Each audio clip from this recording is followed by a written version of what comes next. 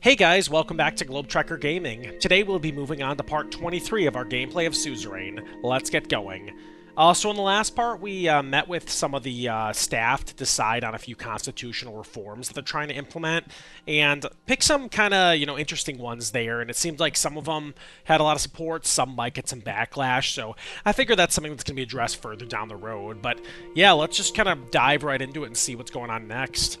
So it looks like I noticed we had something over here in Wholesword and over here in Lockhaven. I do just want to see, I noticed this up here with the current proposal, I just want to see what that is. Okay, it's just the constitutional amendment, so I must have that, like, while it's waiting in the, assembly or whatever. See if anything's on the news about that. So yeah, I vetoed the Green Act just because, while I don't necessarily... I don't want to, disregard environmental things right now. I think we need to focus strictly on the economy, and I feel like that's going to probably make it harder for hiring to go and everything. So, Rayne leading promised reforms, unleashed energy, okay, so on like that. So, let's see what we have going on in Wholesword. So, we have the meeting on the Energy Protection Act of 1932. But let's see this repeal here. So the proposed repeal was put to a vote in Assembly, resulting in its defeat. What even is this? To safeguard Sordland's energy industry from excessive foreign ownership. Yeah, because I know with that Gasom one, I think it was one of the few parts in the past, we made an agreement to, like, basically have, I think it was Rizia or, like, one of the other ones do some investment in there just to help get some foreign financing. So let's just go to this meeting and see what's going on here. So as the morning sun streamed through the window of the presidential office, an imminent meeting loomed on my agenda. In a quarter of an hour, I was set to discuss the Energy Protection Act. The recent abrogation in the Grand National Assembly, coupled with ongoing dialogue with Gasom, had only served to amplify the discourse. I was sipping my morning coffee and enjoying a quiet moment of solitude when David arrived, characteristically early. So, very good morning to you, Mr. President. I'm not imposing by arriving ahead of schedule. Not at all, David. On the contrary, we've got a few extra minutes. Given the serious topic, or... I'm just gonna say that, because this David guy is a good guy to, he's a good guy to our character. So I depart early from my appointments nowadays as the stairs of the Capitol become more of a challenge. Nothing to be ashamed of. It's how much stairs are battling. The Marine District and the ministerial buildings are dispersed in a very artificial way. I'm just going to be cool with him about that, offer him coffee or tea. So I've already had my tea today, per the doctor's advice. She suggests chamomile in the morning. Listen, I can skip this. This doesn't really seem like it has much to do with the story. Okay, there's a Zeppelin apparently traveling. I still remember the first airships in Sordland. We purchased them from Canal after the war. Our infrastructure land... Okay, we don't really need to go too much in the past. It's fascinating to think how much you've depended on foreign help after the war. The manufacturing of Zeppelins and Gelsword was truly a turning point. Do you think we might have leaned too heavily on Zeppelins for our transportation needs? I'm just gonna say that, promote domestic... Is Gelsword part of... I want to say it's a region here. Yeah, the regional capital. I want to, really focus on, domestic agendas and everything, so they focus on domestic manufacturing would be good. So you're quite right. It symbolized our resilience, our determination, so on. Our reliance on others was temporary, a stepping stone towards the self-sufficiency we achieved with the National Autarky Plan. Applause fell over the room. David's gaze landed on the portrait of Tarkin's soul. His eyes lingered on the stern face. Now, when I think of the EPA, my mind is carried back to the formative years of the post-Civil War Wholesword in the 30s. It's our duty now to learn from the past and strive for a better future. I can see why the Energy Protection Act was so crucial at the time. Life in Wholesword back then was tough. I remember that Soul's pardons to armed rebels did a lot to quell the rampant unrest. I guess, yeah, I'm gonna say that because, I'm trying to get a little more foreign investment. So back then, it seemed like it was important, but now on, it's not necessarily that critical either. Yes, the EPA helped ensure that the sector remained under our control. Despite the controversies, it was crucial to our recovery and has helped maintain our energy independence to this day. I do not agree with all the measures enacted by the technocratic government, but some were undeniably effective. In the end, it took a collective effort to reassemble our nation's fragmented pieces. I know you were just a student at the Lockhaven Business School, far from Wholesword, but the armed rebels did reach your area. It was a surreal time, studying business principles while chaos ensued, and those disturbances did not deter me from my studies. In fact, they reinforced... Yeah, I'm gonna say that one. Stability and order is important to our nation, yet sometimes disorder is necessary for change. Turn toward the He turned toward the large framed portrait of his father, Artur Sanako Wishi, hanging on the wall. So capture the first president of Sordland in his prime. I don't think they ever actually established this guy here. Maybe it mentioned in the beginning, but I don't really remember this guy ever even being mentioned before. So your father's legacy still looms large. Sordland wouldn't be what it is today without your father. Artur S. Wishi. It was a shame that such an influential man died under such... How did he die? I didn't even say. Oh, he died in prison when it was set on fire during the Civil War. Sordland wouldn't be today, or be what it is today without your father. Yes, my father's leadership laid the foundation for Sordland we know. Is this going anywhere? Like, I don't mean to, like, disregard what he's saying, but I feel like, you know, I want to get to the point of it. In a way, Tarkin Sol did carry out my father's legacy. But over time, he drifted away from the ideals of reform and progress that my father held so dear. His visionary zeal succumbed to the more pragmatic, more conservative, and more regressive dictates of political survival. Still, one must credit Tarkin Sol. In retrospect, an earlier resignation might have been beneficial. I'm just gonna keep listening. Alfonso, for all his flaws, did seek to set the nation back on a path of progress with his focus on a free market and economic liberalization. His EPA amendments, for example, were a severe departure from Sol's national autarky plan. Let's see. National self-sufficiency and reduced Sordland's dependence. Okay, that makes sense. The NAP was a cornerstone for our post-war recovery. First, it was the State Educators Corps. The same amendments also opened the door to corruption. Do you think the EPA still holds relevance today? I'm going to say that, because I think we need to kind of repeal the EPA just to help the economy. But the EPA has its roots in a different era. While some of its principles may still hold, we must not shy away from revising it. I agree, So just as the conversation hit a pause, the door swung open and the other ministers arrived. Simon Hole entered first with a confident stride. Good morning, Mr. President. David, I trust the discussion's progressing well. Lilius followed closely behind. Who's this guy? Oh, the economy minister. Gentlemen, I hope I'm not interrupting anything crucial. I can't remember if Lilius is the one that was like a total buzzkill with a bunch of stuff in the past. She's the Minister of the Interior. There was one character, like, a few parts ago that kept, like, you know, countering everything.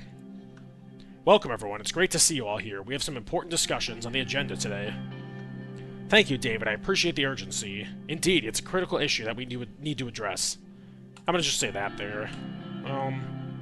So we have the opportunity to shape the economic strategy of Sordland for decades to come. The EPA has long stood as a key contention and debate point. This matter is a discussion of how Sordland sees itself and how we position ourselves in the world. Our nation has taken very different economic approaches. Mr. President has decided to lead on promoting a market economy, which should give us a clear indicator. Even if we manage to stabilize our economy, loosening the EPA regulations could still be beneficial. By creating an attractive environment for foreign investors, we can ensure that Sordland is not merely surviving, but thriving. Promoting a market economy... Yeah, this is, she is the one that was like a buzzkill about everything. So it does not inherently translate to prosperity for all. It can lead to a concentration of wealth. We need to ensure that the benefits of economic growth are shared equitably across all layers. I couldn't agree more. The welfare of our citizens should be the primary concern. I believe a free market fosters competition, which leads to innovation. Your perspective provides valuable insight. It's important we consider all outcomes. I'm going to say this one here. I understand your point of view, Mr. President, but we must also consider the potential pitfalls of unregulated capitalism. Mr. President, Lilius, shall we return to the subject? So, the current version of the EPA dates back to 1949. President Alfonso's amendments raised the cap on foreign investment up to 20%. In my view, it was a necessary step to attract foreign investment. We must remember that Sordland was facing an economic crisis, and these changes provided a lifeline. Wasn't this change a sign of desperation rather than a strategic move? But did the increased foreign ownership actually lead? I'm going to say that there. While the increase alone didn't lead to a drastic upturn, it definitely did have a positive effect. It facilitated foreign investment and provided our industries with much-needed capital.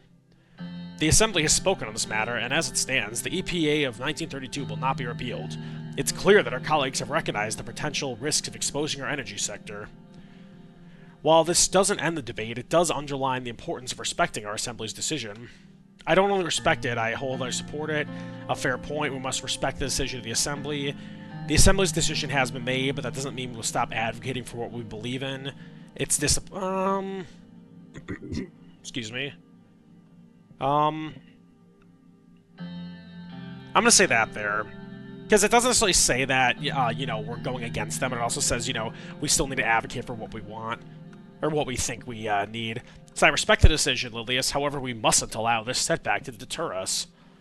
It's also important to remember that the Assembly's decision is not the final word. There's room for further legislative efforts and executive initiatives. When it comes to the EPA, I believe we should increase our threshold for foreign investment. In fact, my preference would be to remove the threshold entirely. This would undoubtedly strengthen energy institutions such as Gasom and Sordland Petroleum. See, the thing is with Gasom is I know we're getting that foreign investment, which seems like it's trying to make it seem like it's a bad idea, and it very well could be, but we also had that promise to, you know, use it to benefit the workers too, which maybe, I think it was Alfonso was, you know, just bluffing about that, but still, it seems like it's something where if we can get more money funneled in there, it could be good. So we have to remember that we're dealing with national security as well as economics. Reverting to the sole era 10% or keeping the law as it is would be a safer approach. So yeah, she's of course countering everything. I'm leaning towards, I think it was it David that said, you know, or what was it, a whole, I think, was saying just up there that, yeah, that we should, you know, either expand it or just scrap it entirely. So what if we increase the limit to 49%, thereby attracting foreign investment while maintaining Sordland control? Considering foreign potential buyers, what are the worst-case scenarios of the game control over all our sectors? How would the Energy Protection Act changes impact corporations, which could sell to any entity? Lilius, you mentioned national security risks, or how it changes affect energy prices within Sordland. Yeah, I'm just going to ask that first. If any one of those countries, but especially Rumburg, gains control of our energy sector, they could cut off our power. While we'd be forced to comply with any decision they made, there's no denying the potential risks of foreign buyers. If we increase the foreign ownership threshold to 49%, we can attract more investments while mitigating those risks. I'm leaning towards that, so that way it still guarantees we'll have, you know, full control, but gives a lot more opportunity to get foreign investment. While we may see entities as potential threats, it's also crucial to see them as potential partners.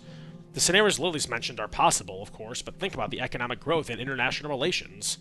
If we aim to deal more closely with Lesbia, I very much doubt they'll settle for a mere 49%.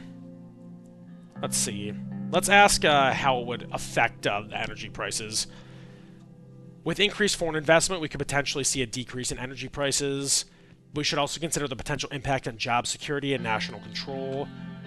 So changing it could lead to increased energy prices as foreign entities could manipulate the market. With increased competition and foreign investment, we could also see a decrease in energy prices. The more players, the more competitive. Okay, I think I got kind of the point of it, so I'm just going to move ahead there. So given the turbulent economic landscape, maintaining the status quo of the EPA could offer us stability. We already open a foreign investment at a 20% threshold. Changing this percentage may introduce unexpected challenges. I firmly believe... Okay, I get it, Lilius. Reducing it to 10%? No, I'm not doing that. While I maintain that increasing foreign investment could significantly stimulate our economy, an increase to 49% could be a balanced compromise. I'm leaning towards this 49%. Like, as much as I want to, you know, fully open it up and make it good for everyone, I do kind of... I think Lilius has a few concerns about, you know, them controlling the majority of it, so I think 49% is a reasonable approach there. Some potential partners, particularly ATO countries, might regard even that as insufficient. What's ATO again? The Arcasian Treaty. Oh, it's supposed to be like NATO, I think. We must consider the far-reaching implications of our actions, especially in light of our recent dealings. Mr. President, your decision to pursue co-investment with Rizia allows us to distribute the financial burden and mitigate risks.